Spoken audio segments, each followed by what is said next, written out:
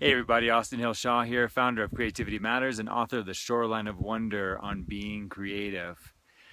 Today I'd like to talk to you about sacred world, creating sacred world and the sense of the sacred in your life and how that relates to creativity. And I'd like to start with a story about something that happened in this place where I'm sitting right now in 2006. This is a place, I'm in a place that I call the universal ground of everything. And it's a place high in the Eastern Sierras, a place known as the High Sierras. And as you can see, I'm at about 11,500 feet, and I'm in a large cirque, what's known as a cirque. A cirque is basically a place where bunches of glaciers converged during the last ice age. They came together and they pushed down, down, down, down, and they eventually carved out what's known today as Kings Canyon. So we're right up at the top of that, just inside the Golden Gate watershed. It's interesting, even though it took me 7 hours to drive here and had to hike in 7 miles, I'm actually in the same place that historically the water runs out through the Golden Gate, which is really interesting, being a person who lives in the Bay Area. So in 2006, I was here with my friend William, and I'm actually here with my friend William today. I've known this person for 45 years, and I'm 45 years old, so he's a dear friend of mine. And we were up here doing meditation practices, specifically what's called the sadhana practice.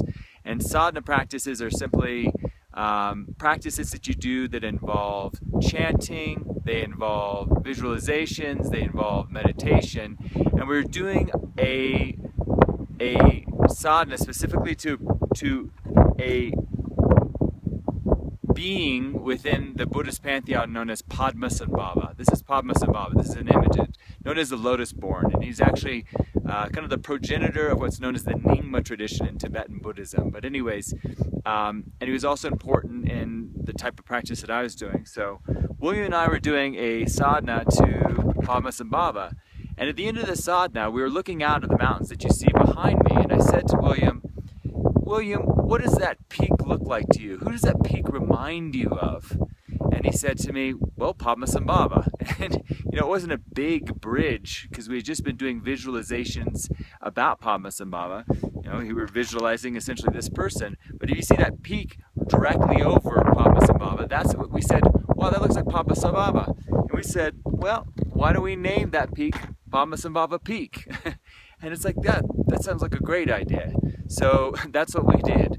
We named the peak behind us Padmasambhava Peak and went to sleep and just, kind of celebratory, like what a neat idea that was. Well, what happened next was kind of extraordinary.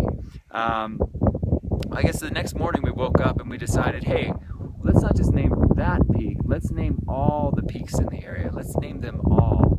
And that's what we did. We went to a high point, a place a little bit different from where I'm sitting right now, and looked all around us and just started thinking, what does that peak look like? What does that peak look like? Who could we name those peaks? What do they represent?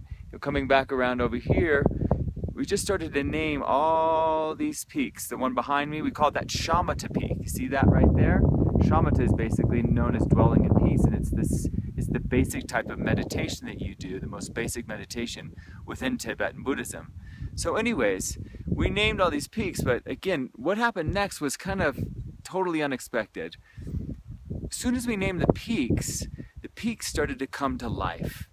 And it's hard to explain how they came to life, but as soon as we associated those peaks with a particular deity, a particular, what are called yidams, a particular image, a particular idea or concept, that peak, that formation started to become a representation of that value for us.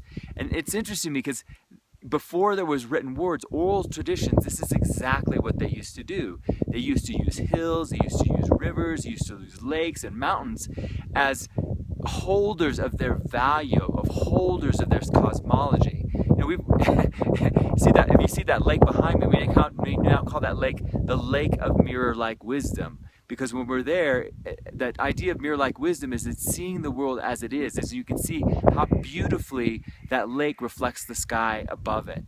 So the thing is that, and the takeaway for this for our own creativity is that, so often, most of us, if you've been through the Western educational system, we have been trained as scientists and engineers.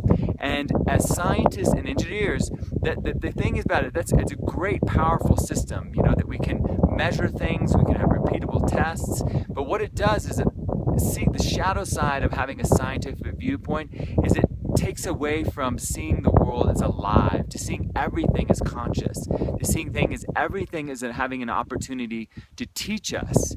And so when we start to animate the world, when we start to make relationships with rocks, with landforms, with lakes, with trees, when we start to interact with them as living organisms or as conscious beings, suddenly they start giving us insights about our own lives, ways in which we can live, advice on how to understand our own lives better, and ways in which we can solve creative problems, coming up with ideas, posing solutions in our lives.